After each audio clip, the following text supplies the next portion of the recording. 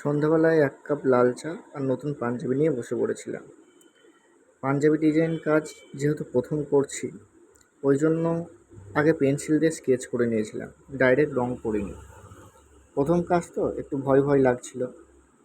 আর এটা আমার বন্ধু অর্ডার দিয়েছে সাগরদিঘি থেকে, মুর্শিদাবাদের সাগরদিঘি থেকে অর্ডার দিয়েছে পয়লা বৈশাখ উপলক্ষে।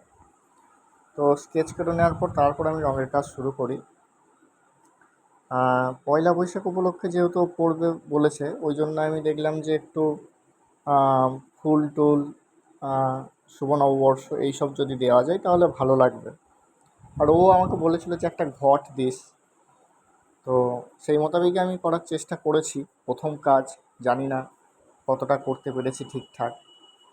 এটা তার পছন্দ হবে কিনা এখনও জানি না। ভিডিওটা বানাচ্ছি, এরপর আমি তাকে সেন্ড করব। তো আমি চেষ্টা করেছি আমার সর্বস্ব দিয়ে পাঞ্জাবিটা ভালো করার। পাঞ্জাবিটা আমি কিনে নিয়ে আসলাম। ও বলল যে আমার এত নম্বর সাইজ লাগে, তুই তোর মতো পাঞ্জাবি নিয়ে নিস বাজার থেকে। তো আমি সেই মোতাবেক বাজার গিয়ে ওর জন্য পাঞ্জাবি নিয়ে এসেছিলাম। তো তারপর আমি নিজেই শুরু করি। ও বলেছিল যে সাদা পাঞ্জাবি নিবি, ওই জন্য সাদা কালারটাই নিয়েছি। আর সাদার ওপর ব্লু বা রেডটা বেশি ফুটে ওঠে, তো আমি দেখলাম যে রেডটা দিয়েই করি, রেড কালারটা বেশি ভালো লাগবে। তারপর আমি রেড দিয়ে করেছি ডিজাইনগুলো। কিছু ফুলের ডিজাইন রেখেছি এখানে, ফুলগুলো বেশ ভালো লাগছিল, এবং কিছু কলকা করেছি। আর যেহেতু এটা পয়লা বৈশাখ উপলক্ষে করা, ওই জন্য আমি দেখলাম যে এখানে একটা যদি গণেশ ঠাকুরের দেওয়া যায়, গণেশ ঠাকুর আঁকা যায় তাহলে ভালো লাগবে। তারপর এই আইডিয়াটা অবশ্য আমাকে আমার মা দিয়েছে। প্রথমে এই জায়গাটা একটু ফাঁকা ফাঁকা লাগছিলো, দেখলাম কী দেওয়া যায়। তখন মাকে জিজ্ঞেস করলাম, তো মা বললো যে পয়লা বৈশাখ উপলক্ষে হচ্ছে তো তুই গণেশ ঠাকুর একটা আঁকতে পারিস ওখানে। তো আমি সেই মোতাবেক একটা গণেশ ঠাকুর এখানে ডিজাইন করে দিয়েছি। তো গণেশটা করার পর বেশ ভালোই লাগছিল, এবং সত্যিই মানে মাদের উপদেশ নিতে হয়।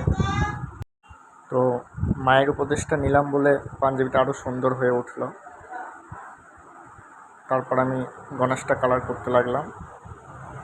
আর এর পাশাপাশি এই দিকে আমি কিছু ডিজাইন করেছি, যেখানে আমি দেখেছি শঙ্খ, মা লক্ষ্মীর চরণ, কুলো, ঘট, শুভ নববর্ষ সবই এদিকে রেখেছি। তো ওভারঅল কেমন হয়েছে ডিজাইনটা জানাবেন আমাকে। আপনাদের ভালোবাসা এবং মন্তব্য যদি পাই, তাহলে এই ধরনের কাজ করার জন্য আমি উৎসাহিত হব, এবং পরবর্তীতে আরও এই ধরনের কাজ করার জন্য অনুপ্রাণিত হব।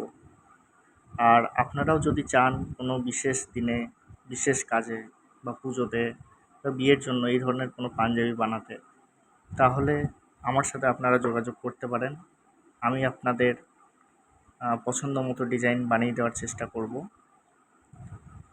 আর নতুন বছর, বাংলার শুভ নববর্ষ আসতে চলেছে, তো অগ্রিম শুভ নববর্ষের শুভেচ্ছা জানাই সকলকে।